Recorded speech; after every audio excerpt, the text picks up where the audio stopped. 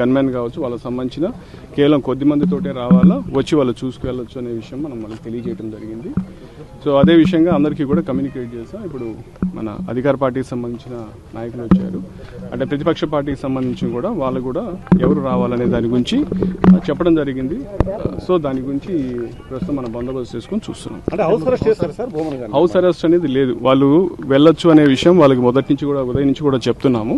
అయితే వెళ్లే విషయంలో వాళ్ళు ఒక్కరే రావాలి, వాళ్ళతోటి వేరే వాళ్ళు ఉంటే అంటే లా అండ్ ఆర్డర్ సిచ్యుయేషన్ ఉండొచ్చు, ఇటువంటి సర్కమ్స్టాన్సెస్ ఉన్నాయి కాబట్టి మనం ఒక్కరే రావాలని చెప్పి వాళ్ళకి సూచించడం జరిగింది.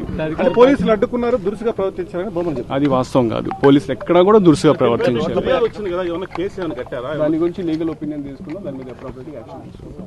ఎక్కడా కూడా పోలీసు పొరపాటును కూడా ఎవరితో కూడా దురుసుగా ప్రవర్తించలేదు. కేవలం మనం వాళ్ళకి ఉన్న లా అండ్ ఆర్డర్ సిచ్యుయేషన్ గురించి వాళ్ళకి అప్రైజ్ చేస్తున్నాం, వాళ్ళకి సెన్సిటైజ్ చేస్తున్నాం, చేసి పోలీస్కి సహకరించి కేవలం వారితో పాటు ఎంపీ గురుమూర్తి గారు వాళ్ళు ఎవరైతే వాళ్ళిద్దరే రావాల్సిందిగా విజ్ఞప్తి చేస్తాం అంతే. అంటే పెద్ద ఎత్తున పోలీసులు లోపలికి వెళ్లారు, బయట రానివ్వకుండా అడ్డుకున్నారు, అసలు కనీసం కాలు కూడా పెట్టనివ్వలేదని చెప్పి అది వాస్తవం కాదు. అధికార పార్టీకి సంబంధించిన అనేక మంది నాయకులు, ఎమ్మెల్యేలతో పాటు కొంతమంది కార్యకర్తలు, మిగతా వాళ్ళు కూడా పంపించారు, వాళ్ళు మాత్రం అనుమతించలేదనేది ప్రధానంగా మనం చూస్తే నిజానికి చాలా మందిని మనం స్క్రీన్ చేసాం. ఇక్కడ కూడా గోశాలలో కూడా వచ్చిన వాళ్ళందరినీ కూడా స్క్రీన్ చేసి కేవలం అధికార ప్రతినిధుల వరకే లోపల పంపించడం జరిగింది. మీరు కూడా చూశారు. సో వాళ్ళకైనా కూడా అదే చెప్పడం జరిగింది, వాళ్ళకు కూడా అదే మనం ఆచరిస్తాం.